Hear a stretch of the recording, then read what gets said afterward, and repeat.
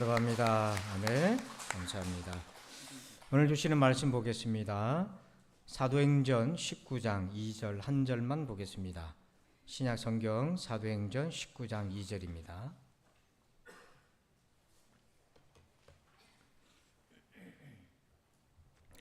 사도행전 19장 2절 말씀 한 절입니다.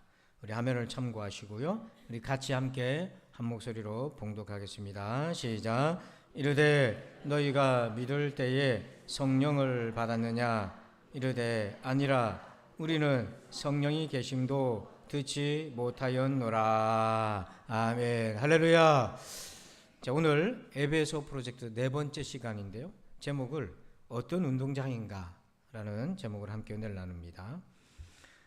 교회의 사명은 오늘 집사님이 기도하실 때 복음만 전해지는 교회가 되게 해달라 그렇게 기도하셨는데 저도 은혜를 많이 받았는데요. 교회의 사명은 우리 성도들이 성도답게 세워지는 것이잖아요. 일 잘하는 사람, 노래 잘하는 사람이 아니라 성도답게. 그 가장 중요한 것이 바로 거룩한 삶입니다. 예수 믿는 사람들이 죄를 짓는 걸 보면은 세상 사람들이 이렇게 비판합니다. 예수 믿으나 안 믿으나 똑같아. 이런 얘기를 들으면 참 마음이 아프고 부끄럽기도 하고 그렇습니다. 우리가 정말 진심으로 예수님을 믿고 다시 중생했다면 죄에 대한 태도가 달라지죠. 그러나 아무리 거듭난 신자라 할지라도 죄를 지을 수 있습니다. 그러면 예수 믿기 전에 죄를 짓는가 하고 예수 믿고 난 뒤에 죄를 짓는 거는 무슨 차이가 있나? 그게 아무 차이가 없다면 둘 중 하나인 거예요.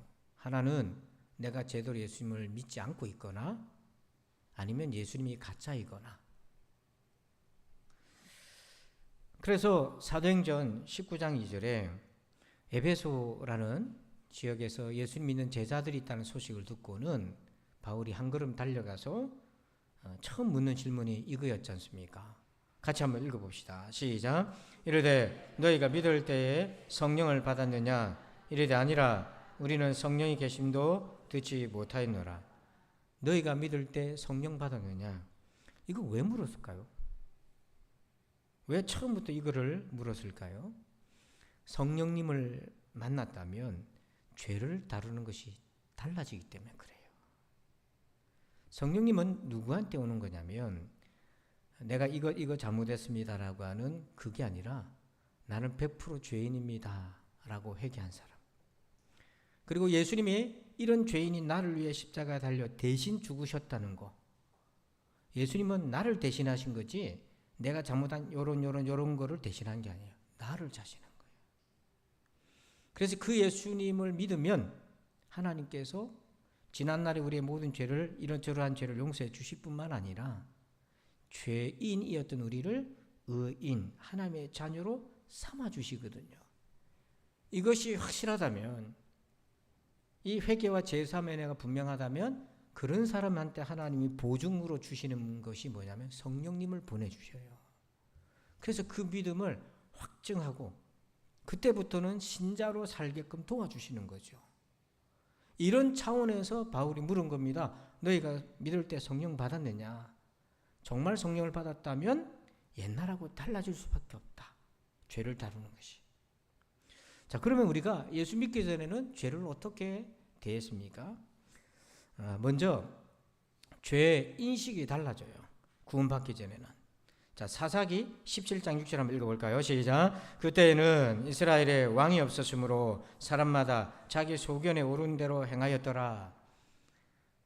그게 보니까 자기 소견에 오른 대로 행했다. 사사시대는 사람들이 지도자가 없으니 왕의 사명이라는 것이 하나님의 말씀 가운데 거하게 하는 그런 리더십이 포함되어 있는 건데 없다 보니까 자기 소견에 오른 대로, 여기 소견이라는 단어를 히브리어에서는 뭐라고 되어 있냐면 눈이라고 얘기한 거예요. 그러니까 자기 눈으로 볼 때 옳고 그름에 따라서 판단하고 행동했다는 얘기인 거예요. 근데 여기서 이제 우리가 주의할 부분이 있어요. 이 눈이라는 히브리어가 쓰여져 있는 저 소견이라는 단어가 똑같이 가장 먼저 쓰여진 구절이 있어요. 성경에서 가장 먼저 창세기 3장 5절에 아담과 하와가 뱀의 유혹을 당할 때 선악과를 하나님 먹지 말라 했는데 그것을 마귀가 속여서 먹게 할 때에 그걸 먹으면 어떤 효과가 나타나냐면 너희가 그것을 먹는 날에는 너희 뭐가 눈이 밝아져. 이 눈이 소견이라는 거예요. 같은 단어예요. 눈이 밝아졌다는 것은 이제 자기가 옳고 그름을 분별하는 소견을 가지게 되었고 하나님과 같이 되어라는데 원래 원문에는 같이라는 표현이 없어. 그냥 하나님이 되어 이렇게 된 거예요. 그러니까 내가 하나님이 되어서 내 인생에 내 눈대로 내 생각대로 이게 옳으면 그게 옳은 거고 틀리면 틀린 거다 이렇게 판단하면서 사는 거죠. 우리가 예수 믿기 전에 다 그러했다는 거예요. 그래서 그때부터는 어떻게 살았냐면 죄인지 모르고 행동한 겁니다. 그게 죄인지 모르고. 여러분 그거 있잖아요. 예수 믿고 보니까 그게 죄였는데 믿기 전에 그 죄인 줄 몰랐어요. 또 죄의 기준과 정의가 하나님과 상관없어요. 자기 소견에 따라서 자기 생각에 따라서 이게 옳다고 주장하면 그게 옳은 거고 틀리다 그러면 그게 틀린 거였어요. 자기 중심적이 됐어요. 이것이 예수 믿기 전에 죄에 대한 인식이었어요. 그럼 우리가 왜 이렇게 죄를 지을 수밖에 없었나? 예수 믿기 전에는요 원인이 있어요. 이걸 잘 아셔야 되는데 출애굽기 1장 14절에 제가 말씀으로 비유를 드립니다. 출애굽기는 이스라엘이 애굽은 이집트잖아요. 이집트에 가서 처음에는 요셉의 총리의 요셉의 손님으로 이민자로 대우를 받았어요. 특혜를 누렸어요. 그런데 요셉을 알지 못하는 왕, 그 애굽의 왕의 호칭을 파라오라 하거든요. 그게 왕의 이름이 아니라 호칭이에요. 우리는 왕 그러지만 애굽에서는 파라오라고 부르거든요. 근데 그 요셉을 모르던 왕이 일어나서 이 이스라엘 백성들을 노예로 삼아버려요. 그래서 그때부터 이스라엘 사람들은요 애굽의 노예가 돼버렸어요. 노예가 됐다는 게 뭐냐면 우리가 죄의 노예가 됐다는 것으로 비유할 수 있어요. 그래서 출애굽기 1장 14절에 바로가 어려운 노동으로 그들의 생활을 괴롭게 하니 곧 흙이기와 벽돌 굽기와 농사 여러 가지 일이라 그 시키는 일이 모두 엄하였더라.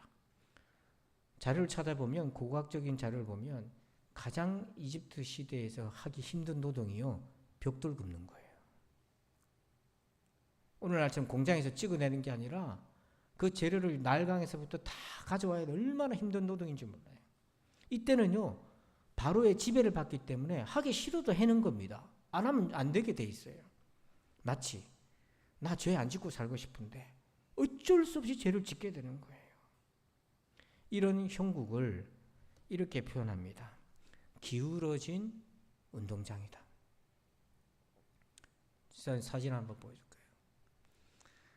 저런 운동장 이름 본 적이 없을 건데요. 사진으로 보면 운동장이 기울어져 있는데 어디로 기울어져 있습니까? 죄로 기울어져 있어요. 저런 운동장에서 볼을 차면 가만히 냅두면 어디로 가요? 죄로 갈 수밖에 없어요. 그러니까 오늘 예수 믿기 전에 우리가 죄를 지었던 이유는 우리가 우리의 인생이 기울어진 죄로 기울어진 운동장에서 사니까 내가 아무리 양심껏 살려고 해도 안 되는 겁니다. 바로의 권세에 눌렸기 때문에 내 마음대로 안 되는 거예요. 이거를 바울이 로마서 7장 15절에 이렇게 표현했어요. 내가 행하는 것을 내가 알지 못하노니 곧 내가 원하는 것은 행하지 아니하고 도리어 미워하는 것을 행합니다. 나 하기 싫은데 그거 나쁜 짓이라는 거 아는데 자꾸 끌려가는 거예요. 이 기울어진 운동장에 있기 때문에 영혼이 처음부터 지는 싸움이었다는 거죠. 이것이 예수 믿기 전에 저와 여러분의 현실이었어요. 그러다가 예수님을 믿게 되어서 회개하고 제사함 받고 성령으로 중생하게 된 이후에 하나님의 자녀로서는 우리는 어떤 그런 차이가 있나? 첫 번째 차이가 있어요. 출애굽기 3장 19절 한번 읽어볼까요? 시작. 내가 아노니 강한 손으로 치기 전에는 애굽 왕이 너희가 가도록 허락하지 아니하다가. 여러분 이스라엘이 400년 동안 애굽에서 이집트에서 노예로 살았어요. 그들이 어떻게 애굽에서 탈출할 수 있었습니까? 모세 때문이 아닙니다. 모세는 80세 노인이 무슨 힘이 있었어요? 모세가 한 거는 하나님이 이스라엘 백성 중에서 내가 시키는 대로 할 만한 인물이 누군가 했을 때 모세였어요. 저와 여러분은 하나님이 시키는 대로 하면 되는데 하도 생각이 많고 의심도 많고 그래가지고 순종이 안 돼서 그런 거지. 그래서 지면에서 가장 온유한 사람이 모세라고 하나님이 불러 쓴 거예요. 그 80 노인이 무슨 힘이 있어요? 근데 출애굽은 어떻게 된 거냐면 3장 19절 말씀 보니까 하나님 말씀하시는 거예요. 내가 아노니 하나님 다 아시는 거예요. 뭐로? 강한 손으로, 하나님의 강한 손으로 애굽을 치기 전에는 바로가 안 보내줄 거다. 거꾸로 말하면 하나님의 강한 손으로만 애굽에서 벗어날 수 있다. 다시 말해서 우리가 죄의 권세에 묶여있던 우리가 거기서 벗어날 수 있는 것은 강한 손이신 예수 그리스도를 통해서만 벗어날 수 있는 겁니다. 그 얘기를 하는 거예요. 그래서 이제 이스라엘 백성들이 애굽에서 벗어나고서는 하고 싶지 않은 벽돌 굽기 노동하는 거 이런 거 안 해도 되는 거예요. 자유가 생겼어요. 이제 우리가 예수 믿고 죄의 권세부터 자유하게 된 우리는 옛날처럼 죄를 억지로 짓고 그런 거 안 해도 되는 거예요. 자유하니까. 그런데 또 다른 싸움이 있었어요. 표를 하나 보면 애굽에서 있을 때는 이 이스라엘 백성들을 주장했던 권세가 바로 왕이었어요. 그것은 죄의 권세가 우리를 딱 쥐고 있었어요. 그래서 우리는 이스라엘 백성들은 신분이 노예였고 우리가 죄의 종, 죄의 노예란 말이에요. 하기 싫은데도 죄를 짓게 된 거예요.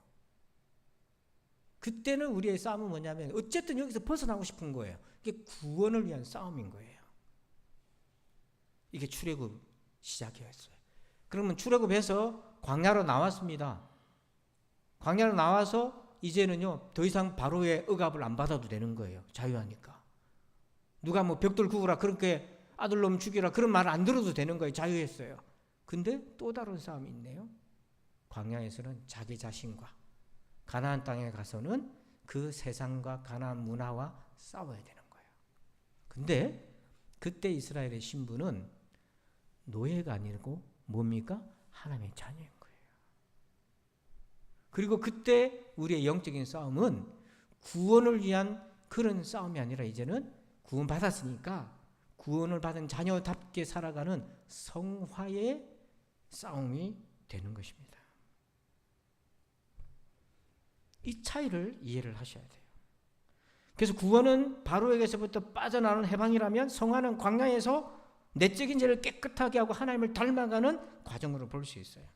우리가 구원받았어도요, 이 타락한 세상 속에서 우리가 살고 있고 우리 안에 죄악의 경향성이 있어요. 야고보서 1장 14절 한번 읽어볼까요? 시작. 오직 각 사람이 시험을 받는 것은 자기 욕심에 끌려 미혹되며. 자, 14절 보니까 우리가 욕심에 뭐 한다고 돼 있어요? 끌리잖아요. 이게 죄의 경향성이 있는 거예요.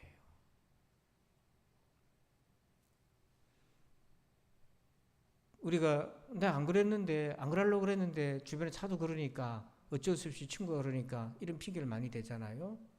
그 세상은 우리를 유혹을 하는데 우리가 끌린 거예요, 거기에. 근데 이것이 욕심이 끌린 것을 가볍게 보면 안 되는 것이 야고보서 1장 15절에 욕심이 잉태한즉 뭐가 됐습니까? 죄가 돼버리고 죄를 낳고 죄가 뭐합니까? 죄는요 물 안 주고 밥 안 줘도 자랍니다. 그래서 우리를 어떻게 합니까? 사망으로 이끕니다. 하나님을 떠나게 만들 수 있어요. 그래서 우리가 끊임없이 욕심과 싸워야 되는 거예요. 근데 우리가 이 욕심을 가볍게 보면 사망의 어느 순간인가 눈앞에 탁 오게 돼요. 존 버년이 18세기 청교도였지 않습니까? 전로역정의 저자이기도 한데요. 이분이 죄에 대해서 이렇게 얘기한 바가 있어요. 죄는 가만히 있지 않고 잠시만이라도 당신과 머물게 해달라고 애원할 것이다. 하룻밤, 1시간, 한순간만이라도 울부짖을 것이다.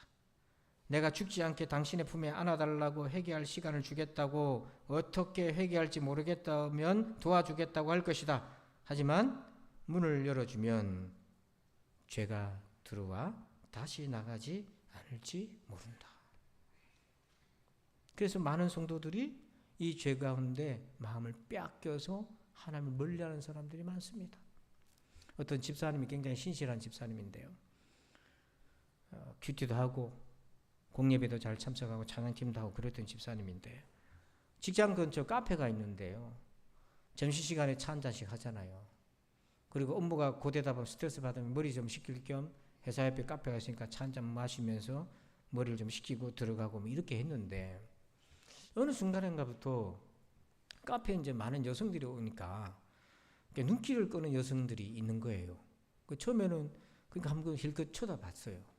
쳐다봤대는데 그리고 이제 그냥 커피 마시고 들어갔는데 어느 순간인가부터 힐끗 보는 정도가 아니라 아예 그렇게 보려고 카페를 가는 사람이 돼버린 거예요. 그리고는 그 다음은 그 아름다운 여성과 눈이라도 한번 마주치려고 계속 뚫어지게 보게 되고 어느 날 저녁에는 또 그 카페에 가서 앉아 있다가 자기도 모르게 그 여성이 커피 마시고 나가니까 자기도 모르게 따라간 거예요. 한참을 따라가는데 순간 내가 왜 이러고 있나? 너무 놀란 거예요.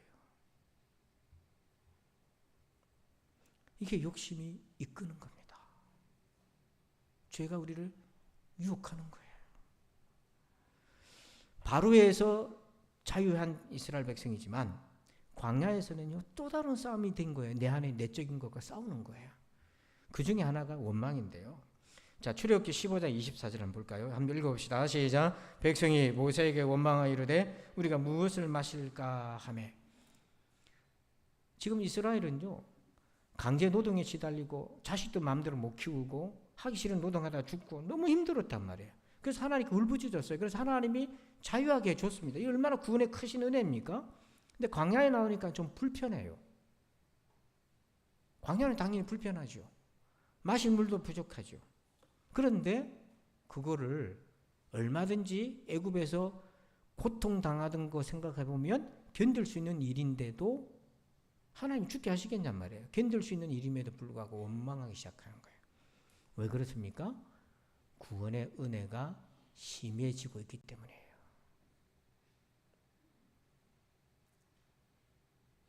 여러분 물을 마음껏 마시면서 쇠가 빠지게 노동하고 고생하시겠어요?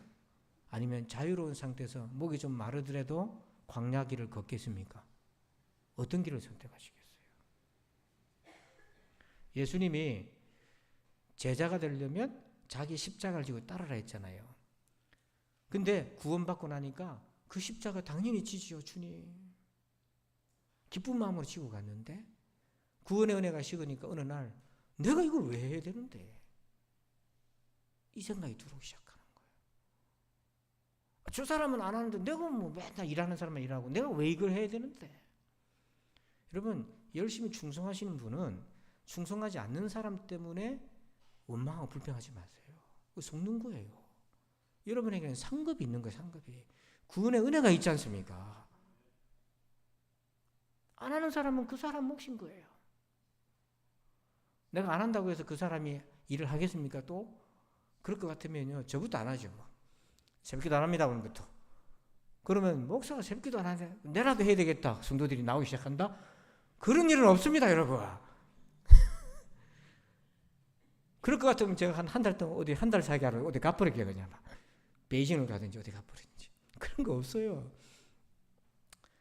그나마 목사님 나와서 하니까 나라도 해야지 이렇게 나오는 거지. 저 권사님이 저렇게라도 다리도 불편하고 얘 힘든데 하니까 나라도 해야지 이렇게 되는 것이요. 속으면 안 돼. 그 다음에 욕심이요. 불순종하게 만들어요. 출애굽기 16장 26절에서 27절 보니까 하나님이 이제 배고프다니까 하늘에 만나를 주시잖아요. 처음 먹었을 때는 이게 웬 떡이냐 하면서 먹었을 거예요. 근데 하나님이 이렇게 주시면서 은혜를 주시면서 명령을 하셨어요. 은혜에는 명령이 포함되어 있어요. 그건 지켜야 되는 거거든요.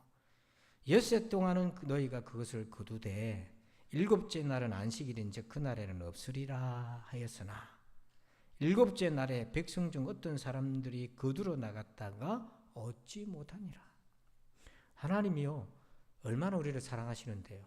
6일째 되는 날은 안식일 것까지 다 거둬. 충분히 걱정 안 해도 돼.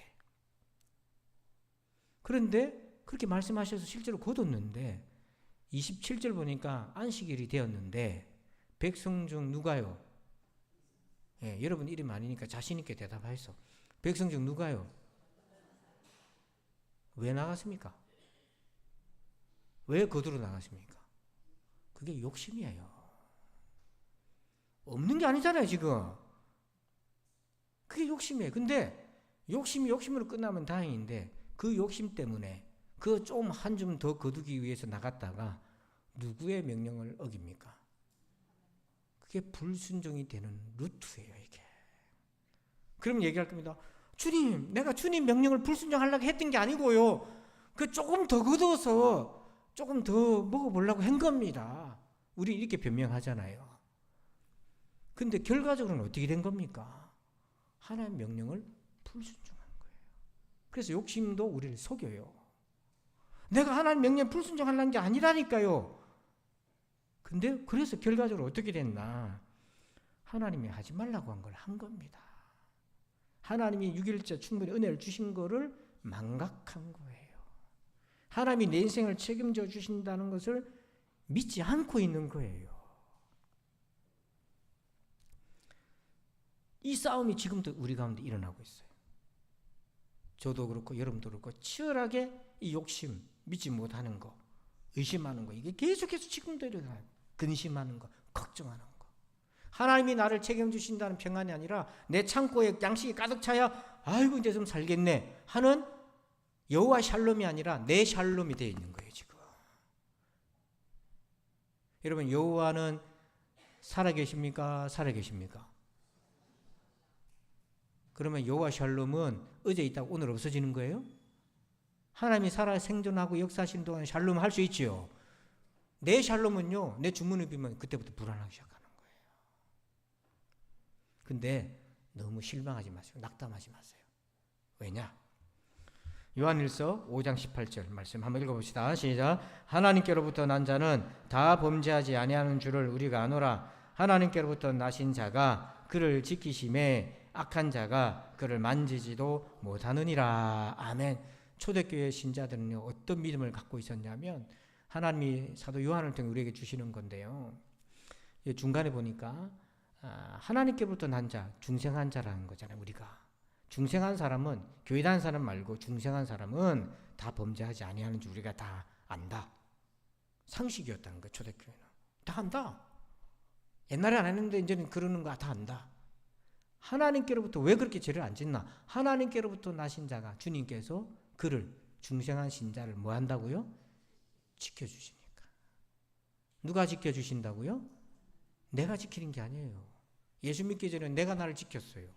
그리고 내 기준에 따라서 왔다리 갔다리 하는 거죠. 근데 중생한 신자는 하나님이 지켜주시는 거예요. 믿습니까? 조금 볼륨이 약한데요? 그러면 도대체 어떻게 지켜주시는데요? 갈라디아서 5장 16절 읽어봅니다. 시작. 내가 이르노니 너희는 성령을 따라 행하라. 그리하면 육체의 욕심을 이루지 아니하리라. 아멘. 뭘 따라 행하면 됩니까? 그래서 바울이 물은 거, 네 성령 받았냐고. 성령을 못 받았는데 따라갈 성령이 어디 있습니까? 여러분, 우리가 평소에 신앙생활을 게을리 하면 안 되는 이유가 있어요. 기도 열심히 하고 말씀 묵상하라고 하는 이유가 있어요. 육체의 욕심이 있잖아요. 우리가 끌리자 유혹을 넘어가잖아요. 그런데 훈련이 된 사람은 깨닫습니다. 내 이러면 안 되는데 하고 주님 나를 도와주세요 하고 기도를 하게 되는데, 훈련이 안 된 사람은요, 육체의 욕심이 끌릴 때 그냥 무방비로 당합니다. 하고 당합니다. 그리고 기도를 해야 된다는 생각을 어렴풋이나마 가질지 모르지만 모르고 그냥 지나가 버립니다. 기도할 줄 몰라요. 집안에 큰일 났을 때는 기도하는데 자기 마음속에 죄가 들어왔을 때 기도할 줄 모릅니다. 왜 그러냐면 훈련이 안 돼서 그런 거예요. 평소에 계속 훈련하다 보면은 이거 왜 이러지 하고 하나님 이러면 안 되는데 나를 도와주세요. 영적인 싸움을 싸우게 되는데요. 이 훈련이 안 되면 싸움을 싸우질 않은 거예요. 피해버리는 거예요. 그럼 당하는 거예요. 그래서 성령께서 우리와 함께 하실 때 그 사람은 어떤 운동장에서 사느냐? 이런 운동장에서 살아요. 지금 이 운동장은 어디로 이제 기울어졌어요? 하나님께로 기울어졌어요. 여기서는 옛날에 죄로 기울어진 운동장에서 아무리 하나님 위해서 살려고 볼을 차도 안 되는 겁니다. 계속 거꾸로 내려오니까. 여기서는 주님이 우리에게 이미 하나님께로 기울어진 운동장에서 공을 차라 했으니 우리가 열심히 부지런히만 하면 어떻게 해야 돼요? 공은 하나님 편으로 가게 되어 있다는 얘기인 거예요. 그래서 바울이 믿을 때 성령 받았냐 묻는 이유는 너희가 지금 어떤 운동장에 있느냐 그거 묻는 거하고 똑같은 거예요. 죄로 기울어진 운동장에서 사느냐 하나님께로 기울어진 운동장에서 있느냐. 여러분은 어떤 운동장에서 지금 살고 계십니까? 성령님을 의지하고 하나님의 도움을 구하는 것, 이것이 하나님께로 기울어진 운동장입니다. 그래서 로마서 8장 13절에 성령님이 어떤 분이신지 이렇게 얘기해요. 한번 읽어볼까요? 너희가 육신대로 살면 반드시 죽을 것이로되 영으로서 몸의 행실을 죽이면 살리니. 자, 영으로서는 저는 성령이라는 말이고요. 이 말씀을 우리가 거꾸로 읽어봐요. 살리니 산다. 뭐 하면 사나? 죽이면 뭘 죽여야 되나? 몸의 행실을. 그럼 어떻게 죽이지? 뭐로 죽인다고 돼 있어요? 성령으로서. 여러분 살아나시길 바랍니다. 그러려면 몸의 행실을 죽이시기 바랍니다. 죽이려면 무기가 있어야 돼요. 뭐로서? 성령님으로서 이기시길 바랍니다. 그래서 바울이 믿을 때 성령 받았네? 이거 아니면은 이길 수가 없는데. 근데 여러분 성령님이 어떤 분이신지를 알아야 되는데요. 로마서 8장 11절에 아주 분명하게 바울이 이렇게 얘기해요. 한번 같이 읽어봅시다. 시작. 예수를 죽은 자 가운데서 살리신 이의 영이 너희 안에 거하시면 그리스도 예수를 죽은 자 가운데서 살리신 이가 너희 안에 거하시는 그의 영으로 말미암아 너희 죽을 몸도 살리시리라. 아멘. 자, 11절에 성령님을 뭐라고 하셨습니까? 예수를 죽은 자 가운데서 살리신 이의 부활의 영이라는 거예요. 죄가 가지고 있는 최후의 권세가 있어요. 그거는 우리를 죽음으로 이끄는 겁니다. 그래서 사람은 죽음이 오면 두려워하기 때문에 그렇지 않은 사람도 간혹 있을 수 있지만 다 포기합니다. 여러분 누가 어딜 가는데 강도가 나타나서 칼을 대미는데 지갑 달라는데 지갑 때문에 목숨 잃을 겁니까? 지갑 주잖아요. 목숨이 더 중요하니까. 그래서 목숨을 가지고 협박하면 신자들도 배교하고 핍박에 못 견디고 이런 일이 생기는 건 뭐냐면 마귀가 그것을 갖고 있는 거예요. 근데 성령님은 어떤 거냐면 주님은 사망의 것을 깨뜨렸다는 것은 더 이상 죄가 사망을 가지고 장난치지 못하도록 부활의 영으로 이기신 분이라는 거죠. 그 부활의 영이 너희 안에 거하시면 우리 안에 거하시면 11절 끝에 보면 뭐라고 되어 있습니까? 너희 뭐할 몸도 죽을 몸도 뭐 하실 거다? 살리실 것이다.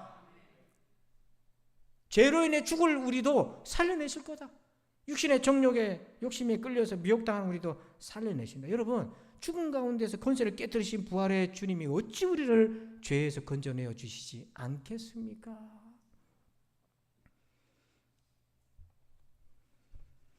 그래서 우리가 정직하게 해야 될 것이 있어요. 심어야 됩니다. 자, 갈라디아서 6장 7절을 같이 읽어볼까요? 시작. 스스로 속이지 말라. 하나님은 업신여김을 받지 아니하시나니 사람이 무엇으로 심든지 그대로 거두리라. 심는 대로 거둡니다. 신앙생활은 심는 대로 거두는 거예요. 이거를 이제 예전에는 옛날에는 그런 말을 많이 썼어요. 자녀를 위해 물질도 심어야 하나님이 축복을 주고 뭐 그런 차원에서 많이 얘기들 했는데요. 원래 이 본문의 맥락은 뭐냐면 이겁니다. 하나님의 자녀답게 성화되어 가기 위해서 심으라는 거예요. 근데 스스로 속이지 말라고 그랬잖아요. 하나님 나한테 왜 그러십니까? 하나님 안 계신 것 같고 내 믿음 생활이 믿은 지 지금 20년 30년 다 돼가는데 내 믿음은 아직도 어린아이 같고 하나님 도대체 왜 나한테 믿음을 안 주십니까? 이렇게 원망하신 분이 있는데요. 7절에 이렇게 얘기하죠. 스스로 속이지 말라. 이 말은 뭐냐면 당신 안 심었잖아. 당신이 안 심었잖아. 심지도 않고 왜 거두려고 하노? 그래서 이렇게 말씀합니다. 8절에 자기 육체를 위하여 심는 자는 육체로부터 뭘 거둬요? 썩어질 것을 거두고 성령을 위하여 심는 자는 성령으로부터 뭐예요? 영생을 거둔다. 우리가 육체를 위해서 기본 활동을 해야 되죠. 건강, 일, 먹는 거 다 해야 되는데 그걸 넘어서서 다른 것에 과도하게 빠지기 시작하면 거기서 뭘 거두겠습니까? 그런데 그러는 동안에 성령을 위하여 심지를 않는 거예요. 성령을 위하여 심는다는 게 기도 생활, 말씀 생활, 예배 생활, 주의 도움을 구하여 심어야죠. 먼저 된 자가 나중 되는 이유가 뭡니까? 구원은 먼저 받았어요. 근데 왜 나중 됐습니까? 심지를 않은 거예요. 겨우겨우 예배 드린 것도 힘들어. 심지를 않은데 뭘 거둬요? 그러니 세상 속에서 누가 유혹하고 미혹하면 휙 잡아지는 거고. 자기가 넘어져 놓고서는 원망을 하나님을 다 한때 원망하고. 근데 나중 된 자가 먼저 되는 경우가 있어요. 그게 뭐냐면 이 사람은 나중에 믿었지만은 왜 먼저 되었나? 보니까 부지런히 심었어요. 기도로 심고, 말씀을 읽으면서 심고, 성령을 위하여 심고, 그러니 그의 내면이 풍성해지기 시작하고, 여러분 근육은 눈에 안 보이잖아요. 물론 보이죠. 어느 날 살 빠진 게 보이긴 하는데요. 그런데 내면의 영혼의 근육이 안 보이는 사이에 튼튼해져 가서 왠갖 것 시험들 만한 일이 와도 기도하면서 이겨내려고 애를 쓰고 그리고 뚜벅뚜벅 걸어갈 수 있잖아요. 만약에 여러분 중에서 내가 믿은 지 오래되었는데 아직 내가 정말 연약하다고 생각이 드시는 분들은 뭘 봐야 되냐면 내가 심는 생활을 어떻게 하고 있는지를 보시면 돼요. 이제부터 기도와 말씀과 성령과 예배를 심으시면 반드시 거기에 열매가 생기게 되어 있어요, 여러분. 그 열매를 누가 먹습니까? 제가 먹는 게 아니잖아요. 여러분들이 먹는 거예요. 저희 서울신학대학의 총장이었던 한영태 교수님이 성결에 대한 전문가이신데 이분의 책에 이런 구절이 있어요. 중생에서는 우리가 처음 예수 믿을 때는 하나님의 사랑이 회복이 됩니다. 우리 안에. 십자가에 나타난 하나님의 사랑이. 성화는 우리 교단이 성결교회니까 성결은 같은 말이에요. 성화에서는 하나님의 무슨 형상? 하나님의 신적 형상은 우리가 닮을 수 없어요. 우리 하나님이 아니니까. 근데 하나님이 갖고 계시는 도덕적 형상은 우리가 닮을 수 있어요. 이걸 성화라고 그래요. 이거를 하나님의 자녀다워진다고 하는 거예요. 광야에서는 바로 이 싸움이 진행되고 있는 겁니다. 여러분, 운동장을 한번 보시죠. 믿기 전에는 죄로 기울어져 있었어요. 그래서 아무리 노력해도 죄로 자꾸 빠져요. 안 해야지 하는데 또 죄로 가게 돼 있어요. 근데 중생하고 난 다음부터는 나의 삶의 운동장이 어디로 기울어져요? 하나님께로. 그래서 죄 짓는 게 쉽습니까? 어렵습니까? 답을 잘 하셔야 돼요. 중생한 신자들이요, 죄 짓는 게 쉬워요? 어려워요? 어렵죠? 남이 볼까봐 어렵습니까? 누구 때문에 어렵습니까? 내 안에 계신 하나님 때문에. 그게 요셉이잖아요. 보디발 아내는 죄로 기울어져서 죄 짓는 게 너무 쉬운 거예요. 근데 요셉은 아이고 내가 이걸 어떻게 하냐? 너무 어려운 거. 왜? 하나님이 보고 계시니까. 요셉의 운동장은 하나님께로 기울어진 운동장이에요. 사랑하는 우리 부산진 성도 여러분, 저와 여러분이 지금 어떤 운동장에 살고 있는지 빨리 진단하셔서 빨리 하루라도 빨리 하나님께로 기울어져 있는 운동장으로 나오시기를 축복합니다. 기도합시다. 하나님 아버지 감사합니다. 사랑하는 우리 성도들, 오늘 이 말씀을 듣고 내가 어떤 운동장에서 거하고 있는지를 살피게 하여 주시옵소서. 그래야 해서 죄 짓는 것이 수월했던 운동장이 아니라 이제는 그것이 오히려 어려워진 하나님께로 기울어져 있는 삶의 운동장에서 살아가는 우리 모두가 되게 하여 주옵소서. 감사하며 예수님의 이름으로 기도하옵나이다. 아멘. 우리 다 함께 자리에 일어나시겠습니다. 송영 1장을 찬양 드리겠습니다.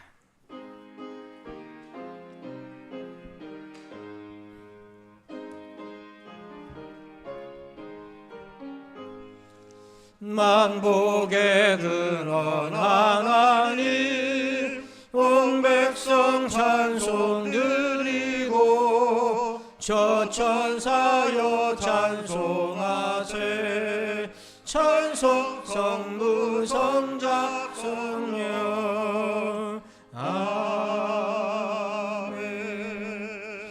이제는 우리 구주 예수 그리스도의 은혜와 하나님 아버지의 그 크고 놀라우신 사랑하심과 성령님의 감화 감동 교통에 충만하심의 역사하심이 우리의 인생이 죄가 아닌 하나님께로 기울어져 있는 삶을 살아가기를 소원하는 우리 모두들 위해 이제부터 영원토록 함께 계실지어다. 아멘.